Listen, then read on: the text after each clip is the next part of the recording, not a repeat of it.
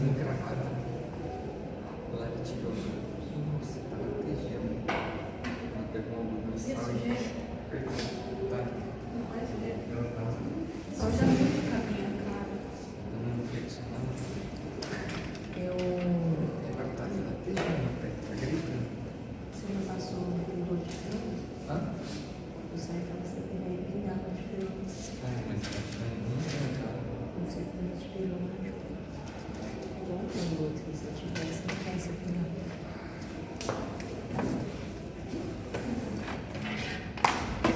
Gente, é bem. O que? Amigo? Líder. Deixa eu já tentar.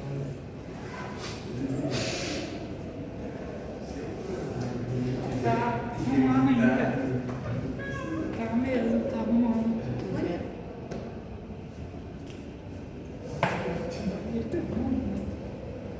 Interditor que A banha toda. Mas, Obrigada. diz que eles falaram que ia trocar o vaso. Ocasião. Obrigada. Nada. Cuidar da capa. Tem que esperar. Cuidar da casa, cara. Na coxinha. Aí eu tenho que esperar essa cirurgia na sexta-feira. Ela falou que por ela eu já começaria a fazer quimioterapia 3 meses de novo. Mas tem que passar pelo cirurgião se ele achar que esse não vai afetar nada, aí já faz a cirurgia, em vez de começar aqui. Mas a médica falou assim, que graças a Deus, não deu hoje, tipo assim, que não tem nada aqui, não operação. É que, tipo, só o fato de você saber que esse troço já fica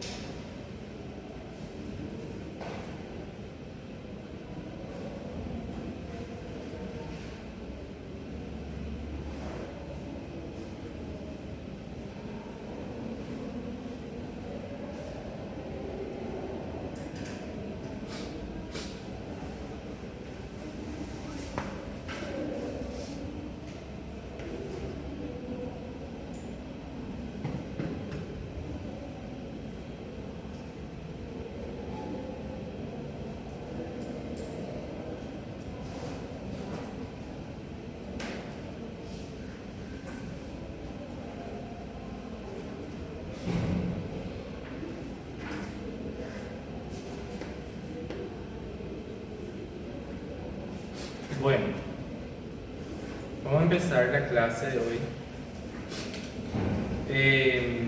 Voy a tratar de ser lo más directo y rápido posible. Y de esa manera vamos a tratar de hacer una retroalimentación también para el examen. Bueno, enfermedad pulmonar obstructiva crónica, o también conocida como EPOC. Bueno, la enfermedad pulmonar obstructiva crónica es un conjunto, un síndrome, un conjunto de enfermedades que van a generar justamente una deficiencia de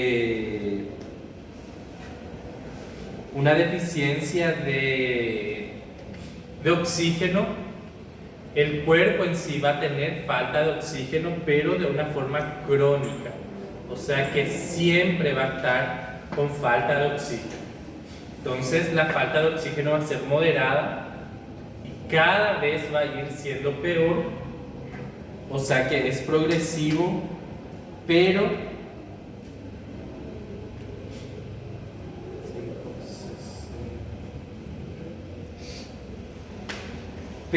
justamente no va a tener cura, no va a regredir.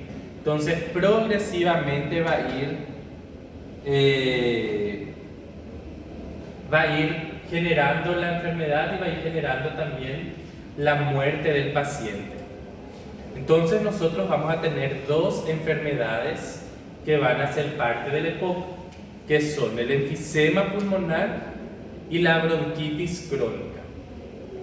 Entonces, justamente con relación a lo que es la bronquitis crónica, tenemos que tener en cuenta que es una inflamación del bronquio, por eso es una bronquitis, pero crónica porque se va a mantener durante el tiempo. Entonces, para que yo diga que hay una bronquitis crónica, el paciente tiene que estar con esa inflamación por lo menos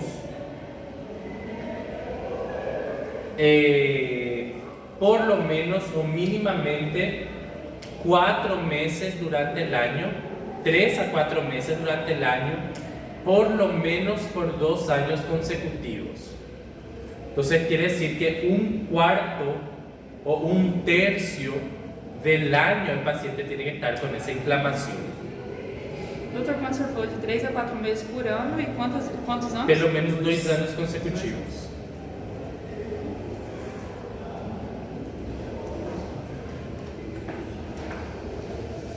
Y el enfisema pulmonar es la pérdida de la elasticidad de los alveolos, la pérdida de la elasticidad de los bronquios y alveolos, justamente por acumulación de tejido conectivo, y también hay una destrucción progresiva de los alveolos, lo que va a hacer que haya una mayor dificultad para expulsar el aire.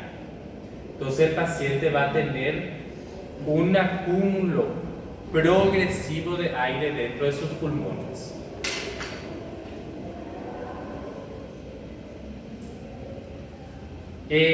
Actualmente tenemos que tener en cuenta que el principal causante de la enfermedad pulmonar obstructiva crónica es el tabaquismo, consumo de tabaco, el cigarrillo. Y justamente antes era una enfermedad más relacionada a los hombres en edad media o edad avanzada, pero porque antiguamente eran los hombres los que más fumaban. Pero hoy en día, como las mujeres fuman en misma cantidad que los hombres, la enfermedad se igualó en ambos sexos también. ¿Y por qué en edades avanzadas de la vida? Porque justamente el paciente tiene que haber fumado por mucho tiempo para generar esa enfermedad. Entonces, mínimamente 10 a 20 años fumando y una cantidad importante de cigarrillos por día. Entonces, generalmente, pacientes que fuman 1 o 2 mazos de cigarro por día van a poder o van a sí o sí desarrollar esta enfermedad. La etiología principal en un 85 a 90% de los casos va a ser justamente el tabaco, fumar. ¿Qué pasa? Justamente el hecho de que el cigarrillo es o produce sustancias que son dañinas para el sistema respiratorio, una vez que entran en contacto con los pulmones, entra en contacto con todo lo que es el parénquima pulmonar en sí, le va a generar una inflamación.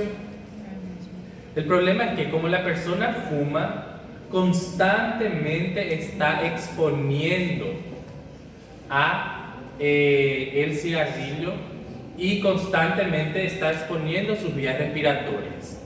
Entonces la inflamación no sana. ¿Por qué? Porque el paciente todo el día le está dando a sus pulmones con esa sustancia que le hace daño. Doutor, Sí. por que médicos também, eles sabem a consequência de fumar, mas eles fumam. Uhum. O que o médico que fuma vai falar para o paciente que está fumando? Y la verdad que es una cosa bastante complicada en ese sentido, porque generalmente el hecho de el médico suele decir, haz lo que yo digo, no lo que yo hago. Entonces muchas veces nosotros los médicos no somos tan ejemplo como tendríamos que ser. Yo particularmente siempre le estoy diciendo a mis pacientes que hagan dieta, y mi aspecto físico a veces nos da también una característica de una persona que sigue una dieta muy estricta. Entonces depende mucho. En realidad todos sabemos de las consecuencias de todo.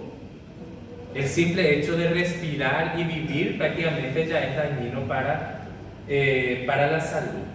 Entonces cada uno elige cuáles van a ser sus luchas y sus consecuencias. Obviamente saber que te hace daño tendría que ser un factor, un impedimento para no fumar. Tema que hay otros factores importantes relacionados a eso. Por ejemplo, el hecho de que fumar produce algún tipo de tranquilidad, te saca más o menos a veces algunas preocupaciones, te da ni que sea un momento de tranquilidad. Entonces muchas veces muchos empiezan a fumar solamente por ese sentirse bien por un momento, y dice así, no, por un poquito nomás, un tiempito nomás, después paro y ya no consigue parar. Entonces lo ideal es no comenzar. Pero así también nosotros tenemos que ser incisivos en nuestros pacientes y explicarles bien lo que hace bien y lo que hace mal.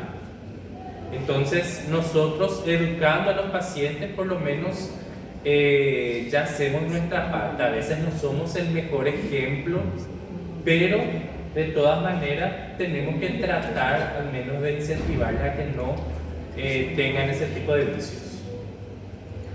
Entonces a veces es muy complicado. Y sí, la verdad que los médicos fuman mucho, bastante, y muchas veces incluso estudiantes de medicina en la universidad. Sí. Cada uno sabe el riesgo que está corriendo.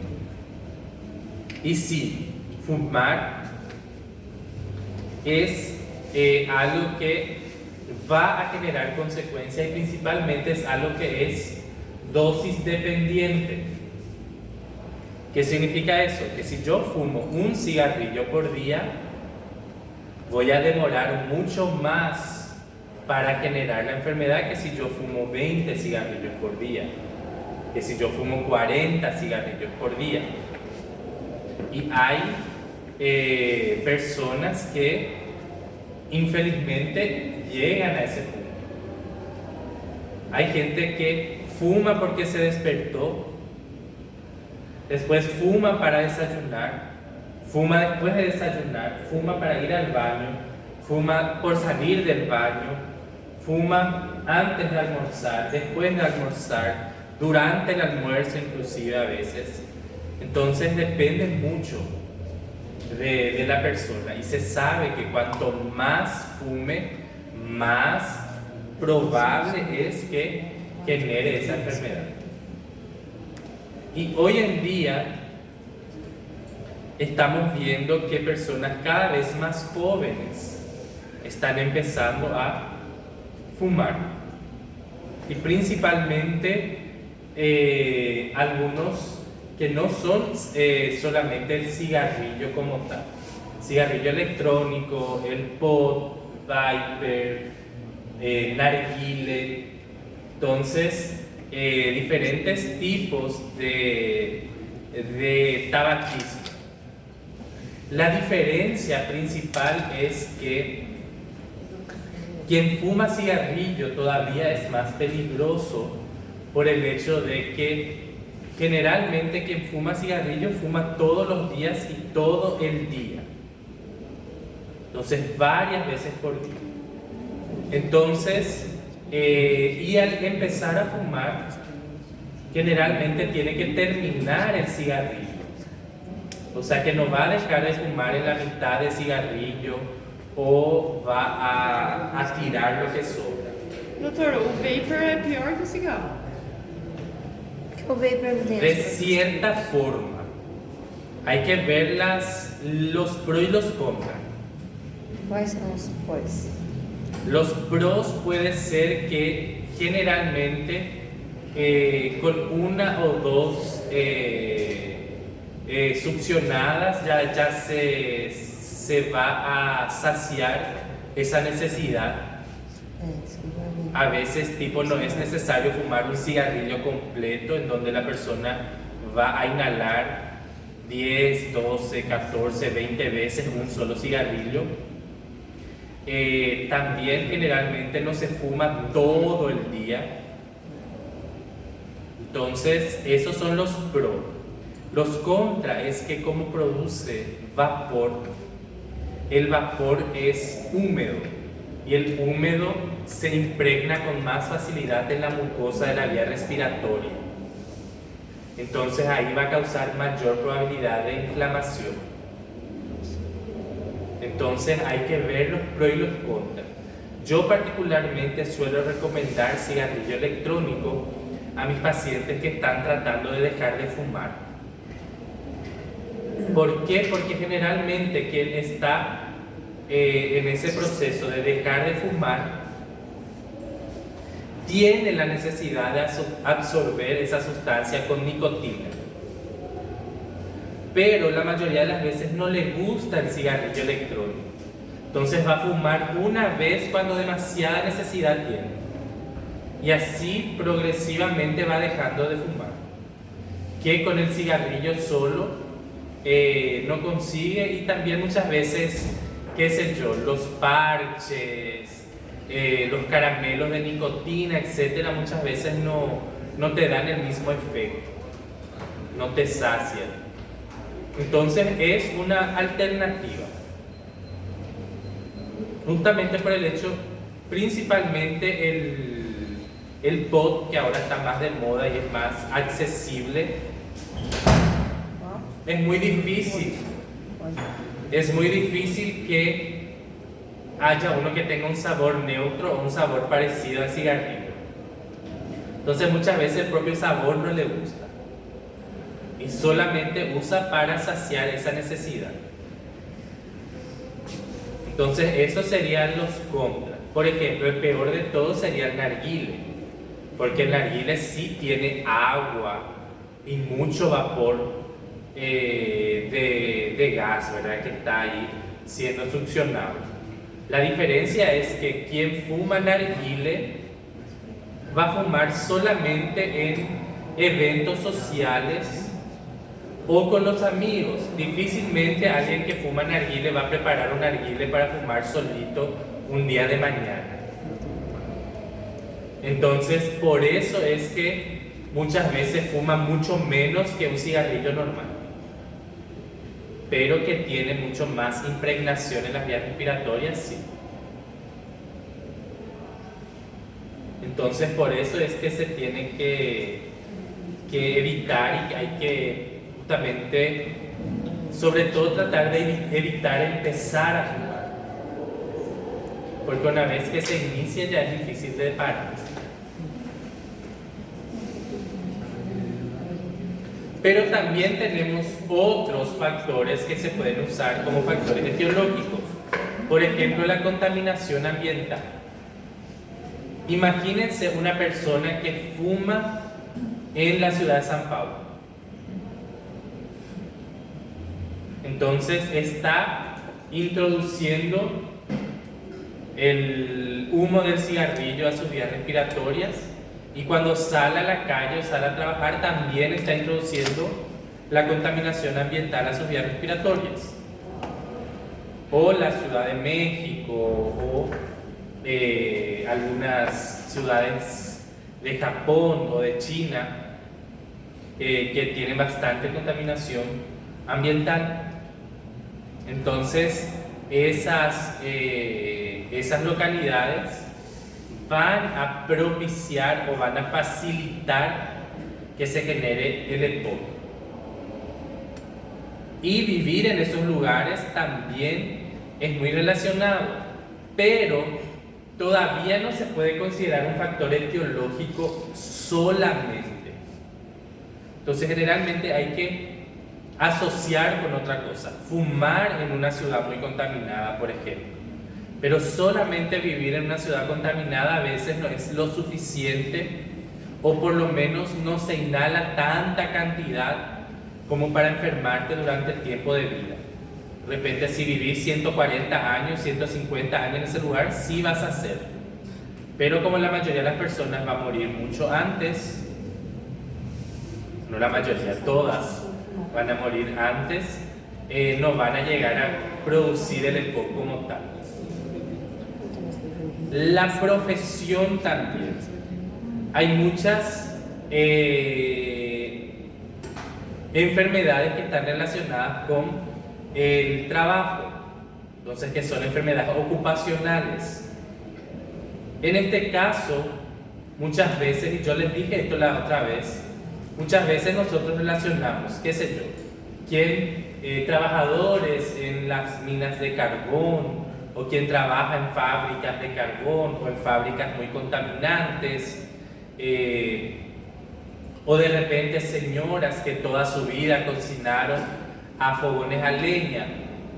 Pero no, hay muchas otras profesiones que pueden llegar a producir EPOC. Por ejemplo, una limpiadora que todos los días está inhalando el vapor que producen las sustancias químicas con las que limpia, o de repente trabajar en un lugar en donde se permiten fumadores, qué sé yo, un garzón, en algún lugar, en algún sitio en donde sí se fume bastante. Entonces también están relacionadas con la profesión. Y esto también está muy relacionado con lo que es la biomasa, que la biomasa va a ser el carbón, el estiércol, la leña, etc.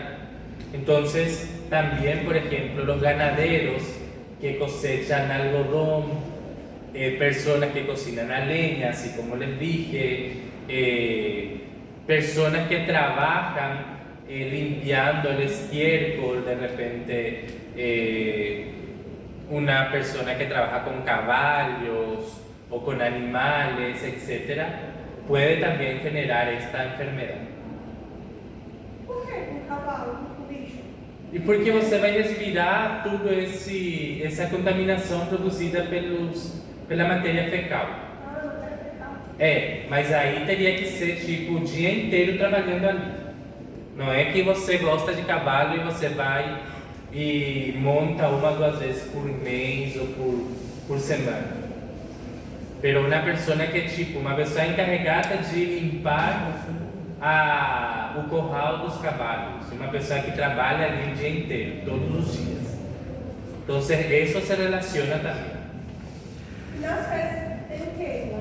No quê? Nas fezes tem o quê? Sustancias químicas que van a irse evaporando en el aire. De repente relacionadas con su alimentación, con a veces también la producción de microorganismos, bacterias, todo eso. Entonces no algo específico, pero sí como es un ambiente en donde hay esa contaminación en el aire, o próprio cheiro, ele vai... Explica das armas realmente produz gás. Los gases. Porque quando, por exemplo, a pessoa que trabalha no galinheiro, onde tem galinha, o fezes da galinha produz esse... Principalmente el gas metano. Inclusive uso para fazer gás de... eles usam para produzir gás de cozinhar mesmo. Y sí, no, y sí justamente porque produce gas metano sobre todo, Sim. que se produce por la contaminación, por la degradación de las materias fecales. Las infecciones también pueden generar, porque una persona que tiene infecciones a repetición también puede generar inflamación a repetición. Pero en el segundo lugar tenemos el factor genético, que hay personas que nacen con la deficiencia de alfa-1 antitripsina, que es una sustancia que está envuelta en la producción del factor surfactante. El factor surfactante es una sustancia que impide que se colapsen los alveolos. Entonces, quien ya nace sin producir alfa-1 antitripsina va a tener mucha más posibilidad, mucha más probabilidad de tener un EPOC. En la anatomía patológica, lo único que quiero que ustedes presten bien atención es lo siguiente. Esto es un bronquio normal. Y acá vemos un bronquio en donde hay una inflamación crónica. Primeramente, la tetrada de Celsius, que yo ya les hablé la otra vez. Calor, color, tumor y rubor. Entonces, el tumor, que es justamente el edema que se produce, hace que aumente de tamaño la mucosa y haga con que la luz sea mucho más pequeña, mucho menos permeable. Entonces, al estar inflamado de por sí, esto ya va a permitir menos entrada de oxígeno. Pero al mismo tiempo, imagínense esta inflamación de forma crónica. Entonces, si la inflamación es crónica, significa que mucho tiempo va a pasar y se va a producir fibrosis. Entonces, esto se va a quedar así para siempre. Ya no va a volver a este tamaño. Y el aumento de la temperatura a nivel del bronquio lo que va a hacer hiperestimular a las células caliciformes. Al hiperestimular a las células caliciformes, hiperproduce moco. Entonces, imagínense esto más pequeño y con un tapón mucoso. O sea que con mucho más moco, que impide otra vez el paso de oxígeno. Entonces, ¿cuánta cantidad de oxígeno va a pasar por este pequeño espacio? Muy poco. Entonces, ese poco oxígeno que pasa va a ser lo único que el paciente va a tener para poder respirar. Entonces, toda su vida va a tener falta de oxígeno. Y al mismo tiempo tenemos el enfisema. El enfisema a su vez se destruye las membranas alveolares. Y al destruirse las membranas alveolares, nosotros vamos a perder la capacidad que éste tiene de empujar el aire hacia afuera, haciendo con que se acumule aire en su interior. Entonces el paciente tiene poca entrada de oxígeno. Al haber poca entrada, también va a haber poca salida, y no hay fuerza para que los alveolos empujen el aire hacia afuera, haciendo con que se vaya acumulando. Y de esa manera el paciente respira mucho peor. También tenemos dos tipos de enfisemas: el enfisema centroacinar y el enfisema panacinar.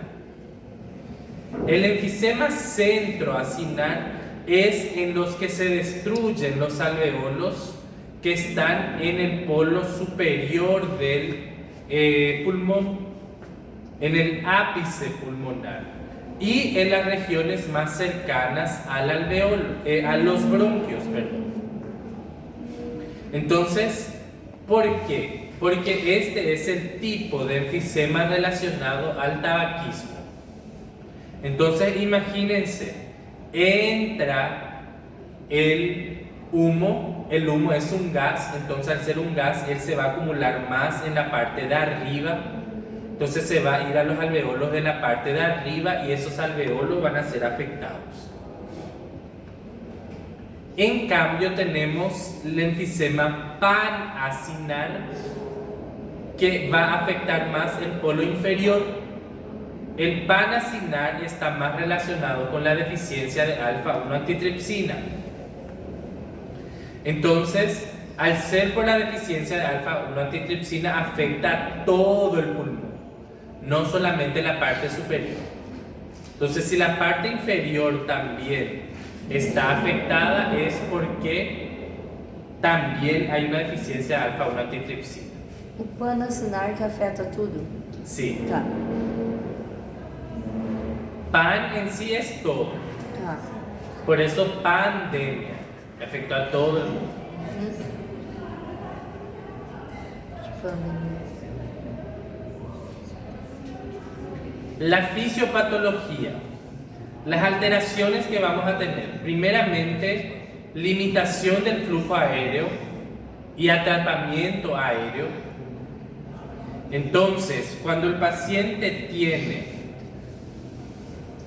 esta limitación, va a ir acumulando aire en su interior. Cuando empieza a acumular aire en su interior, el pulmón empieza a tener dificultad para realizar el intercambio gaseoso. O sea que ya no hay ese cambio normal. Al no haber ese cambio normal, va a empezar a aumentar la presión intrapulmonar. ¿Por qué? Porque la sangre va a llegar con más fuerza y en más cantidad para que se pueda oxigenar mejor en teoría. ¿Por qué? Porque es un mecanismo de compensación del cuerpo. Entonces, como le falta oxígeno, va a empezar a mandar más oxígeno. Entonces, más sangre al pulmón. Entonces va a buscar más oxígeno. Entonces aumenta la presión. ¿Qué pasa cuando aumenta la presión intrapulmonar? Es una clase que ustedes ya dieron. Cor pulmonar. Va a haber una hipertrofia del ventrículo derecho. Entonces las dos etiologías del cor pulmonar era el tromboembolismo pulmonar para la fase aguda y el EPOC para la fase crónica. Entonces, paciente con EPOC va a tener una insuficiencia cardíaca derecha. El cuadro clínico. Los síntomas más frecuentes que el paciente va a tener va a ser disnea, o sea, dificultad para respirar, y esta disnea siempre va a ser progresiva. ¿Qué quiere decir? Que él empieza respirando bien, después poco a poco va despacito perdiendo esa funcionalidad. No es que hoy respira bien y mañana ya va a tener una disnea severa, no. Progresivamente, despacito va llegando a eso. También el paciente tiene tos crónica, O sea que el paciente siempre está tosiendo. Paciente que tose mucho, yo ya tengo que desconfiar de EPOC.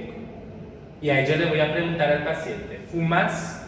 Si te dice que sí, EPOC. Y la tos siempre va a estar relacionada con expectoración, siempre va a desechar mucho moco. E aí, tosse produtiva? no EPOC, sim. Por um, Se não tem por conta do edema ali? pelo aumento da temperatura que hiperestimula as células caliciformes. Siempre las células caliciformes producen moco, entonces si hiperestimula la célula caliciforme, más moco.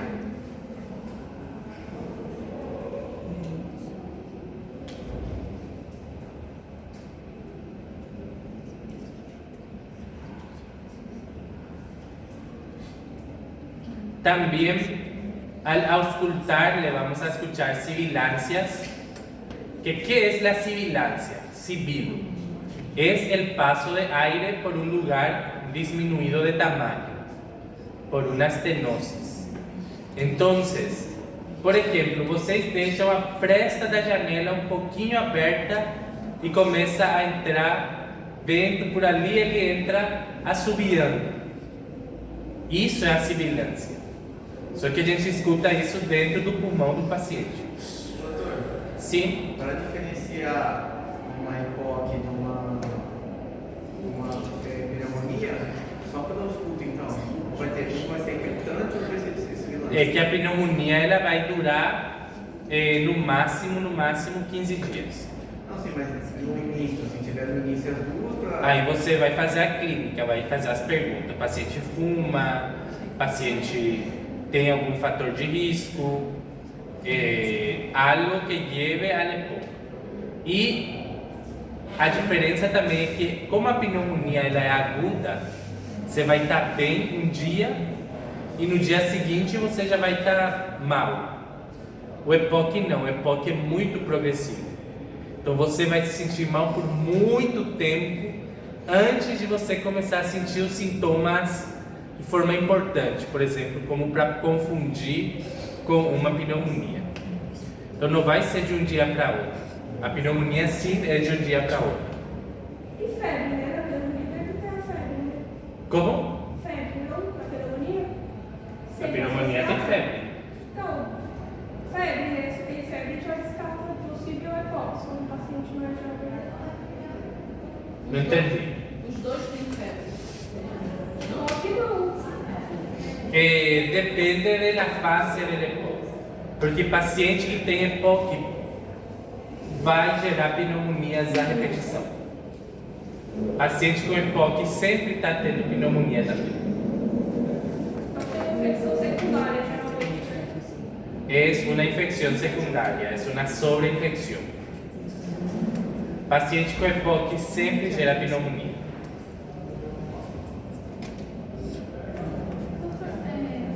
A célula se forma porque produz muco, né? Sim.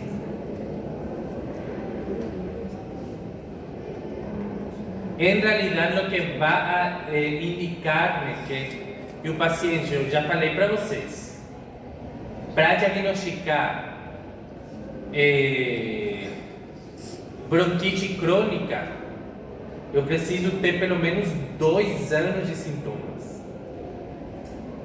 Falei para vocês, pelo menos 4 meses por ano durante 2 anos consecutivos.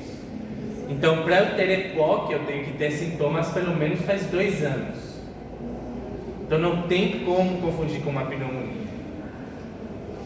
Dá para ter pneumonia tendo EPOC, mas paciente com EPOC não dá para confundir com uma pneumonia. A clínica não bate.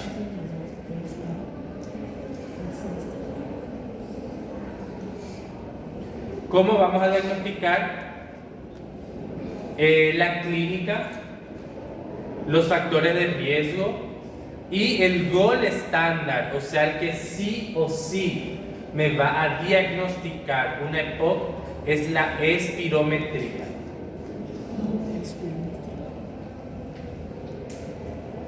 El paciente sí o sí hay que hacerle una espirometría.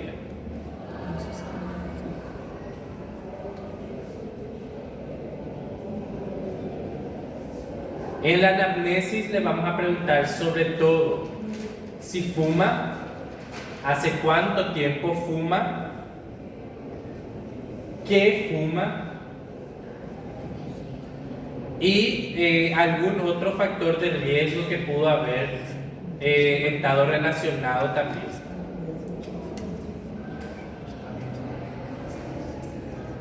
La radiografía de tórax, ella no me va a tener ningún dato significativo para que se llegue a decir que realmente el paciente tiene POC. Ou seja, com uma radiografia eu não posso diagnosticar POC, mas eu posso descartar outros diagnósticos diferenciales. De repente un edema pulmonar, un derrame pleural, yo puedo. Y un factor que sí me puede dar una perspectiva de que el paciente tiene EPOC, y sobre todo EPOC hace mucho tiempo, es el tórax en tonel. Costelas horizontalizadas. Este paciente, y otra cosa también que se ve acá, yo no sé si ustedes consiguen percibir o no, yo no sé si ustedes ya vieron o están dando imágenes. Esse pulmão ele está muito preto. Ao estar muito preto, nosotros decimos radiolúcido. Significa que tem muito mais ar que o normal. Então eu não consigo ver praticamente as costelas. Então eu não vejo praticamente o parênquima pulmonar em si. Então muito preto e as costelas retas é POC.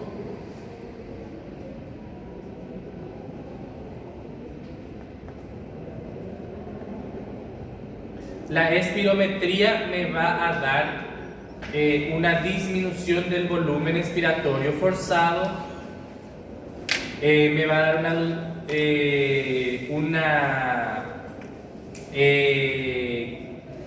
un resultado de la capacidad vital forzada. ¿Qué sería eso? Es lo que el paciente consigue introducir a sus pulmones y lo que consigue sacar de sus pulmones.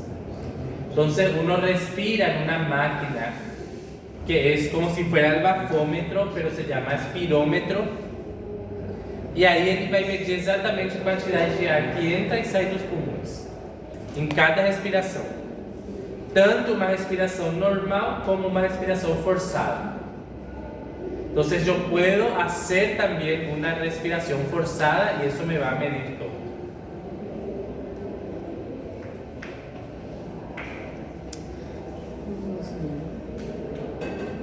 ¿Cómo yo voy a saber qué tan grave es el EPOC? De acuerdo al resultado de la espirometría. Cuanto más alterada esté la espirometría, más grave es el EPOC. Pero principalmente en la clínica lo que yo voy a ver es la escala del paciente de acuerdo a sus actividades físicas, que sería el grado de disnea que el paciente presenta de acuerdo a su actividad. Entonces, grado 0, el paciente no tiene disnea. Grado 1, disnea a grandes esfuerzos. Grado 2, disnea a moderados esfuerzos. Grado 3, disneas a pequeños esfuerzos. Y grado 4 es disnea en reposo.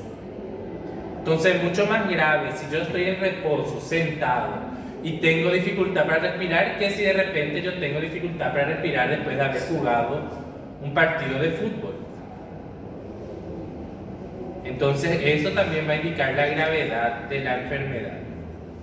Los diagnósticos diferenciales del EPOC van a ser cualquier enfermedad que presente una dificultad para respirar, sobre todo las enfermedades crónicas. O sea, lo que te dificulte respirar por muchos tiempos, por muchos años. Qualquer atividade. Cualquiera que te dé insuficiencia respiratoria. Principalmente el asma bronquial, la insuficiencia cardíaca, la bronquitis que no está relacionada al EPOC, tuberculosis también. Son enfermedades crónicas que den dificultad para respirar.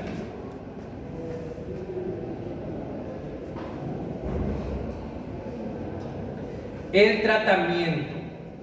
Vamos a empezar con el tratamiento no farmacológico.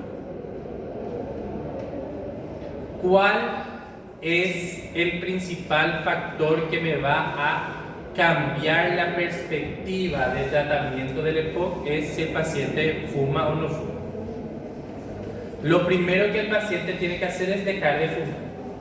Si no deja de fumar, no hay medicamento ninguno que pueda hacer efecto. Luego la rehabilitación, o sea, el paciente se va a hacer una fisioterapia respiratoria. Con la fisioterapia respiratoria, el paciente consigue sobre todo expulsar con mucha más facilidad el moco, y la oxigenoterapia crónica a domicilio. O sea que todos los pacientes que tienen EPOC van a tener que tener una bomba de oxígeno en su casa. Y generalmente van a tener que dormir todos los días con esa bomba de oxígeno.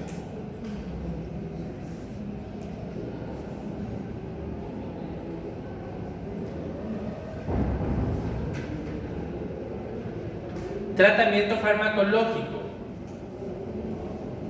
Solamente para evitar empeorar, para evitar las crisis agudas, haciendo con que haya una broncodilatación. El problema de los broncodilatadores va a ser que, como el paciente tiene la fibrosis, el broncodilatador no va a tener tanto efecto, no se va a broncodilatar. ¿Por qué? Porque está fibrosado, está duro. Entonces, ningún tratamiento que se tenga va a tener un efecto importante en el EPOC. Medicamento no se usa ninguno. Lo máximo para tratar de prolongar un poquito la vida del paciente. Y el tratamiento quirúrgico, la bulectomía, en donde se va a hacer una cirugía, en donde se va a retirar el aire acumulado dentro de los alveolos, tratar de vaciar el pulmón del paciente de aire de forma quirúrgica, normalmente con catéteres o con aguja fina.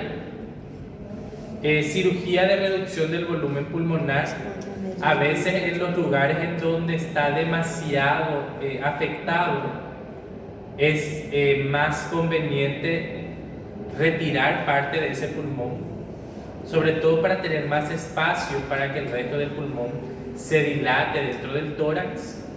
Pero el único tratamiento efectivo para el EPOC va a ser el trasplante de pulmón. ¿Cuál es el problema del trasplante del pulmón? Primero,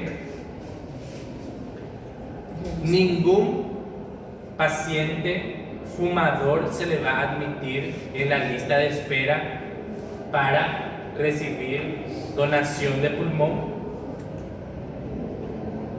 Ningún paciente de edad avanzada. Generalmente los pacientes con EPOC son pacientes con edades avanzadas. Entonces, siempre se prioriza donar a los pacientes que tengan mayor expectativa de vida, entonces pacientes jóvenes generalmente, sin otros factores de riesgo. Doutor, eu não entendi. Os fumantes não entram na lista? No. Não entram. seja, quase nenhum que tem EPOC vai ser elegido para transplante, porque tudo, a maioria fuma, né? São todos velhos, só. Exato. Por quê? Porque eu vou dar um pulmão novinho. É igual alcoólatra para fígado também. Como? Alcoólatra para fígado. Claro. Eu vou desperdiçar um órgão bonitinho, perfeito, num paciente que vai estragar ele de volta rapidinho. Você não podia saber. Y también justamente el paciente no tiene que tener factores de riesgo. Ustedes saben, ustedes entienden más o menos cuál es el mecanismo inmunológico para el trasplante. Generalmente el paciente que va a sufrir un trasplante, él tiene que ser inmunosuprimido para que el cuerpo no rechace el órgano. Entonces el paciente tiene que ser lo suficientemente fuerte como para poder pasar por una inmunosupresión, por una cirugía grande, por una cirugía complicada y una recuperación larga también. Entonces por eso es que la mayoría de los pacientes con EPOC no son pacientes aptos para recibir un trasplante. A no ser que compren en el mercado negro el pulmón y consigan también de forma extraoficial el cirujano que le haga el trasplante.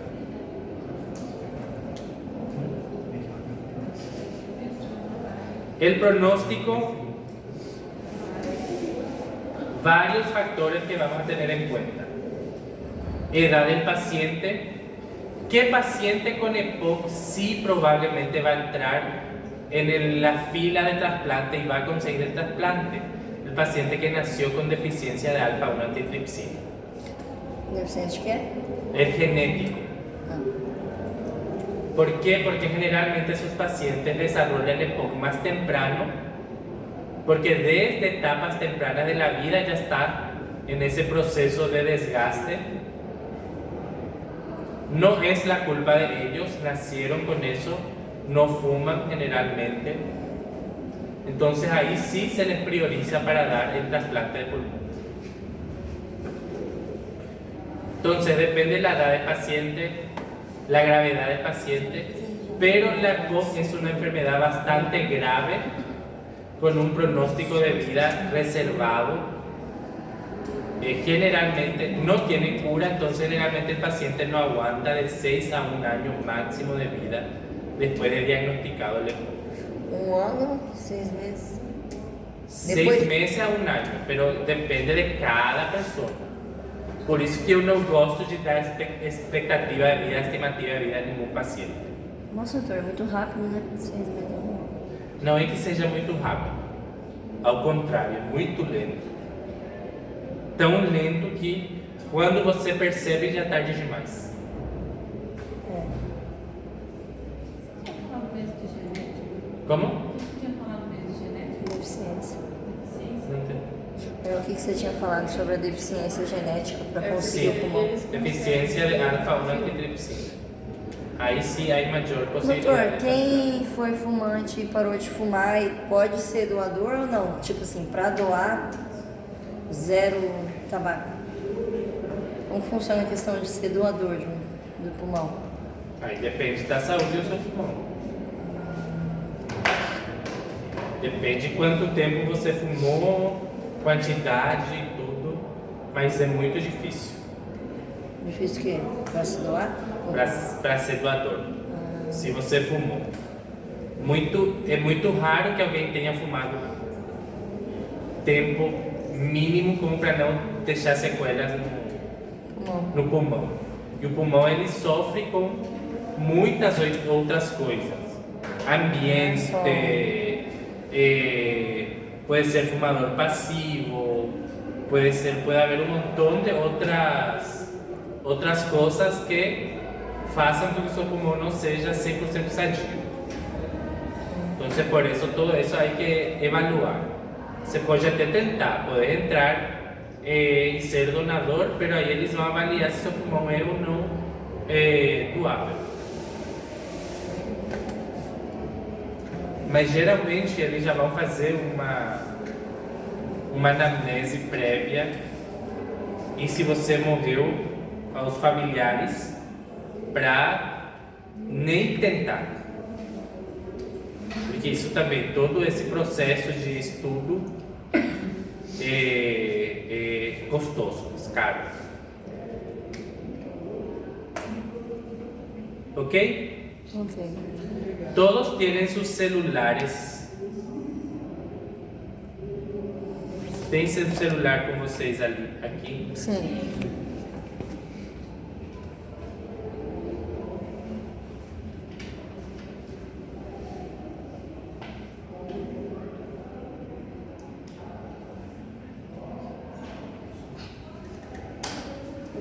Nossa,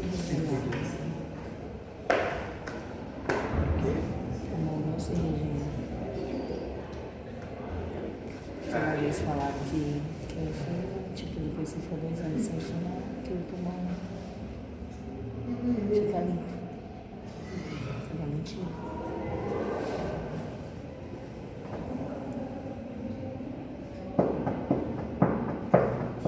O problema aqui é a internet, doutor. É péssimo. Doutor, saiu O horário. o horário, então o senhor é quarta a prova, sua é quarta. Então vai ser com o Dr. Alan. Vai ser que horário? Às 14. Aí você não é. Ah, eu achei que era o senhor e ele que aplicava. Mas eu não posso quarta. Ah, tá. Eu tô em outra faculdade. E a do Jorge, é quando? Segunda. Já então não vai dar. Vai. Ele falou que ia Ele dar. falou que dava, porque Se fosse quinta, Mas vai ser igual esse, vai ser um 14. se fosse segunda, vai ser nítido.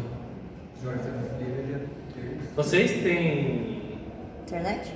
dados? Nossa chefe também. Sim? Ó, nossa chefe aqui.